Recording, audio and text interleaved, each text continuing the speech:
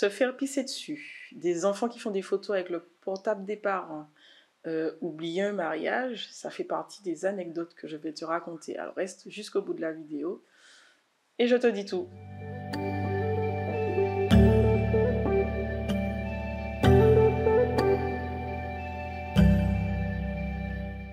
Une abonnée m'a demandé de raconter les anecdotes que j'ai vécues. Ça remonte, mais aujourd'hui, c'est parti pour une série d'anecdotes croustillantes. On va commencer light, soft, prends ton temps, installe-toi. Ça va monter crescendo. On commence par les anecdotes, on va dire, quand tu es parodé, quand tu débutes et que tu te fais avoir. Le matériel qui ne coopère pas, le logiciel qui rame. Ne pas enregistrer assez souvent, c'est l'ordi qui plante, tu perds tout le travail que tu as fait de la journée ou plusieurs heures, sachant que chaque seconde de travail compte. Et puis une un peu drôle, quand tu es parodé, que tu utilises Photoshop, tu attrapes des crampes aux doigts. Ouais, ça m'est arrivé. Et puis la dernière, quand tu es parodé et même après, se couper les doigts en faisant atterrir son drone. Je suis pas censé le faire atterrir dans la main, mais bon, il y a certaines circonstances qui font que, et ça m'est arrivé 2 fois. Dans la précipitation et aussi parce qu'il y avait des oiseaux qui rôdaient, je l'ai fait atterrir, j'ai pas fait attention à comment je le prenais et je me suis fait 3 entailles au doigt. Pas de cicatrice, ça va. J'avais pas d'antenne, d'hélice, pardon, en carbone. Alors on monte d'un cran, les anecdotes récurrentes et qu'on n'aimerait pas forcément qui se reproduisent, mais malheureusement, voilà.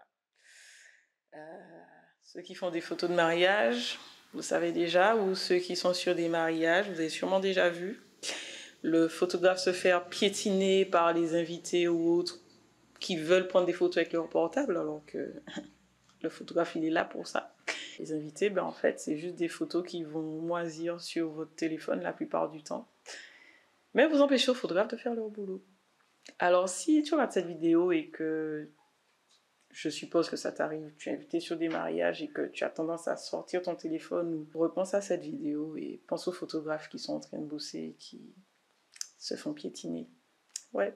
Alors on a aussi les photographes sur les mariages qui sont ceux qui vont vous dire comment faire votre travail. Et j'ai envie de vous dire que...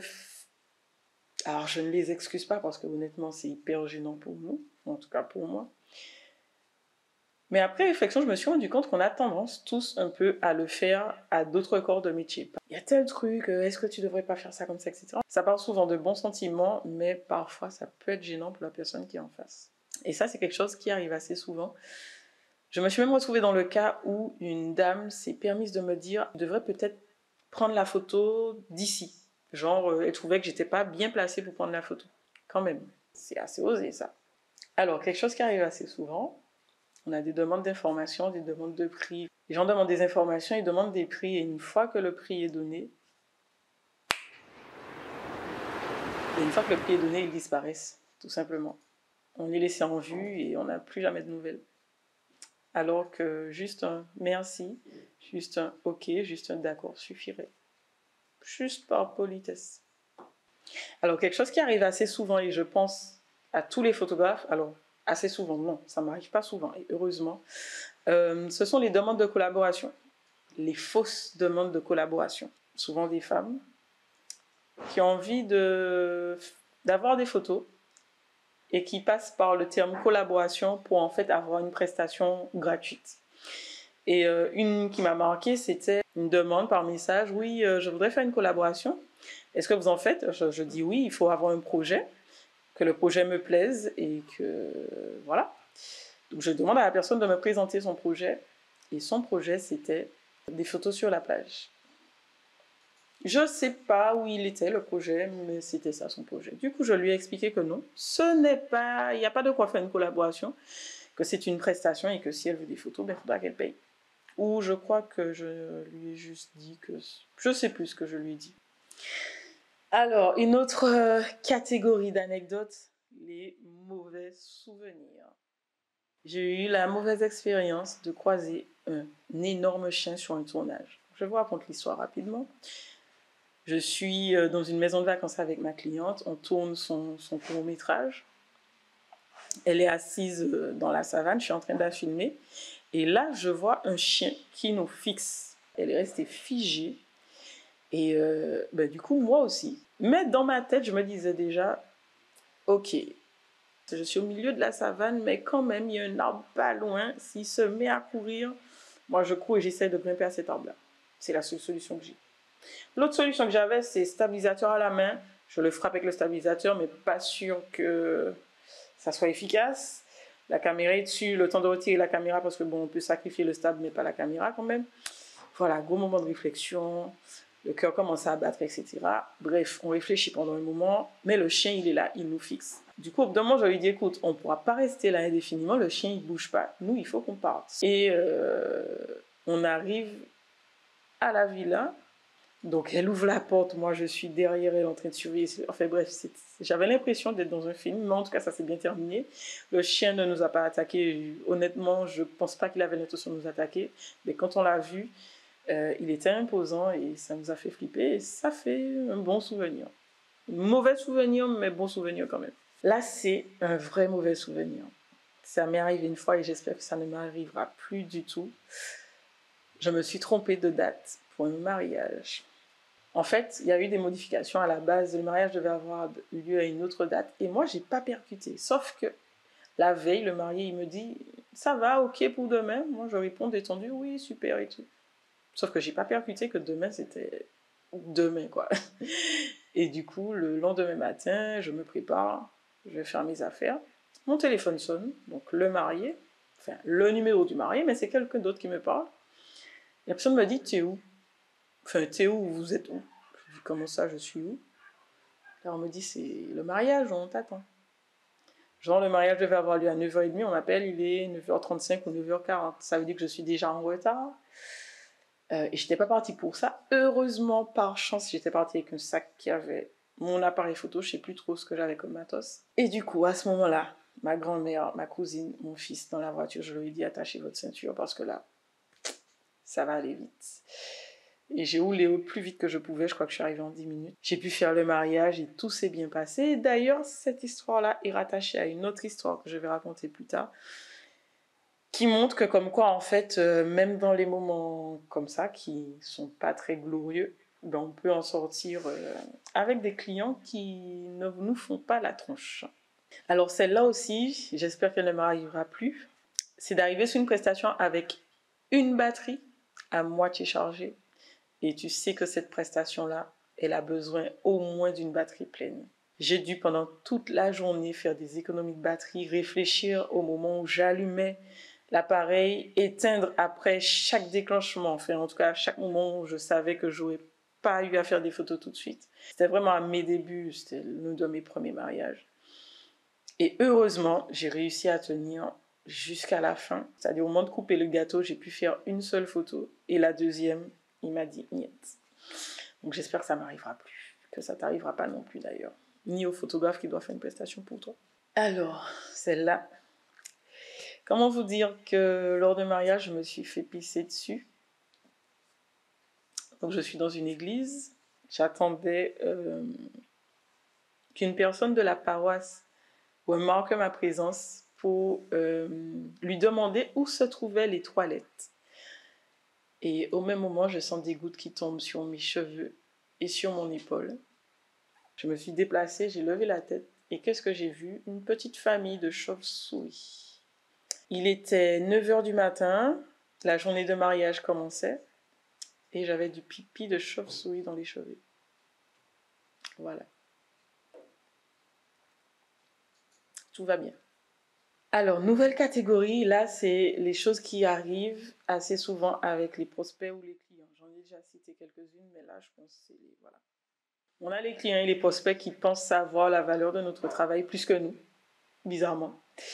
Et j'ai eu une fois alors c'est pas une cliente parce qu'elle n'a jamais signé, forcément. Enfin, une personne qui me demande le tarif des albums photos, des livres photos, différence avec album photo. Et je lui envoie par mail le tarif de cette prestation qui est à 3 chiffres. Et cette dame me répond « Ok, je valide le tarif, par contre, je pense que vous êtes trompé et qu'il y a un 0 en trop. » Donc la dame pensait qu'un livre photo aurait été tarifé à 28 €. Et tout gentiment, tout sagement, pensant être dans le vrai, me dit que oui, je valide, mais je pense que vous êtes trompé, donc je valide pour les 28 €. Ah ouais, voilà, sans suite. Hein. Alors celui-là, assez récent, c'est un monsieur qui m'appelle, je suis en vacances, je veux faire une séance photo avec ma femme, il repart dans à peine 6 jours, donc c'est un truc qu'il faut organiser rapidement. Donc je lui explique que justement la prestation, il y a différentes phases, préparation, les photos et après le travail de post-prod. Donc je lui demande est-ce qu'il a déjà un minimum d'informations, est-ce qu'il connaît les tarifs, etc. Déjà quand je lui dis est-ce qu'il connaît les tarifs, il me dit tarifs d'un air comment ça c'est payant. Alors je lui dis les séances photos sont à tant d'euros et à aucun moment je n'ai pour le moment précisé le nombre de photos. Mais lui il entend que c'est pour 100 photos. Alors, jamais fait de séance photo où pour 100 photos. C'est juste, voilà, bref. À la limite, là, ça devient du reportage. Bref. Donc, il me dit, non, mais nous, on ne veut pas 100 photos, on voudrait une trentaine, une quarantaine de photos. Je lui dis, oui, mais je ne vous ai pas encore donné de quantité de photos. Et le tarif que je vous ai donné, justement, correspond à une trentaine de photos. Et là, il me dit, ah, d'accord. Et là, j'ai compris que c'était fini. Dès le départ, d'ailleurs, j'avais compris que ça n'irait pas bien loin. Mais bon. Et là, du coup, il me dit, ben, bonne journée, au revoir. J'ai dit au revoir. Voilà. Alors les clients qui disent c'est trop cher, ça, on va pas s'étaler dessus. Hein, je pense que voilà, on connaît tout ça dans tous les domaines d'ailleurs. On arrive à la dernière série, les bonnes vibes et les anecdotes un peu plus cocasses.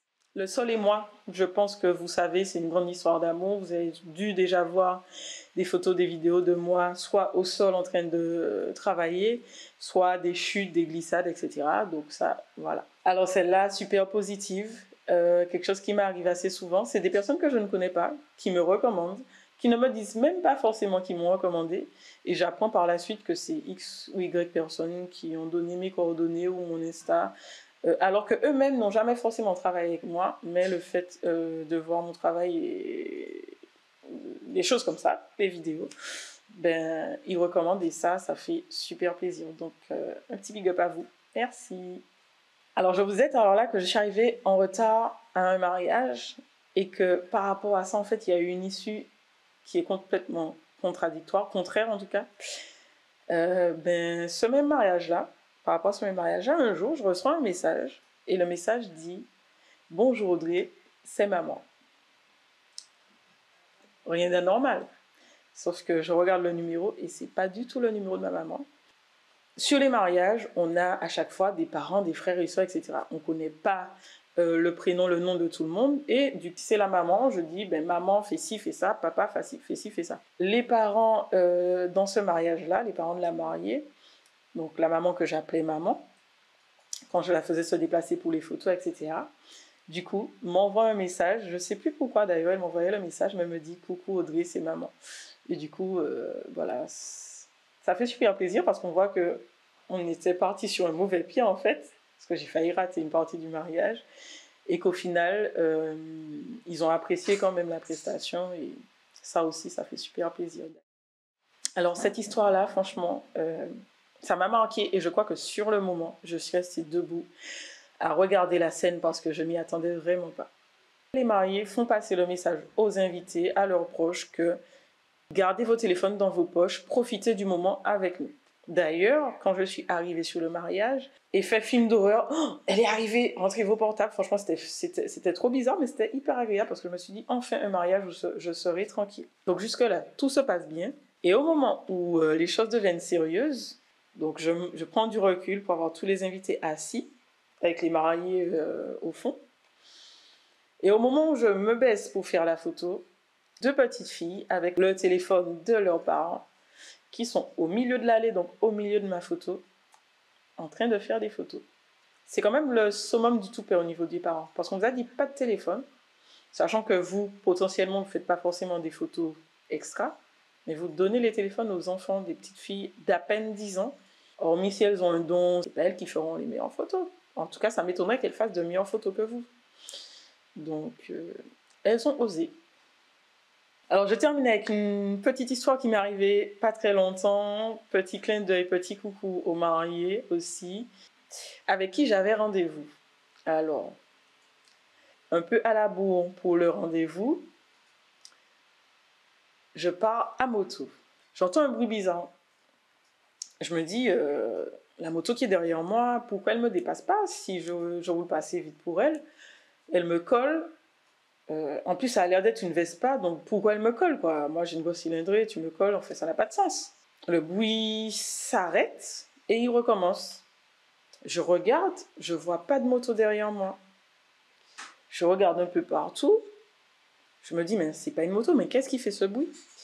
Et quand je regarde comme ça, je vois que le pot d'échappement de la moto est en train de traîner au sol. Donc la fameuse Vespa, en fait, c'était la ligne d'échappement qui était au sol.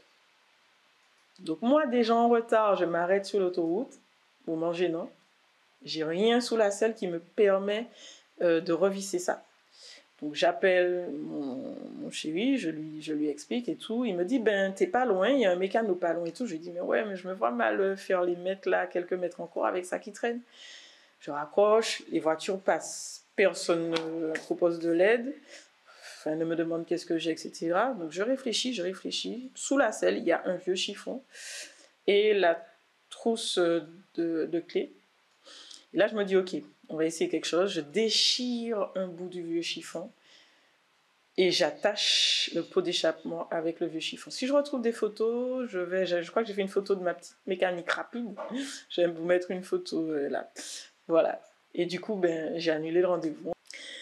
Voilà pour les anecdotes, les petites histoires, les petites situations cocasses qui me sont déjà arrivées, dont j'ai le souvenir depuis ces quelques années où je fais de la photo. Dis-moi celle que tu as aimée, voilà, dis-moi un peu ce que tu as pensé de toutes ces anecdotes en commentaire et puis n'hésite pas à partager cette vidéo. D'ailleurs, si tu n'es toujours pas abonné, abonne-toi. Non, si tu n'es toujours pas abonné, abonne-toi. On peut faire mieux, non? D'ailleurs, pense à t'abonner si ce n'est pas encore fait.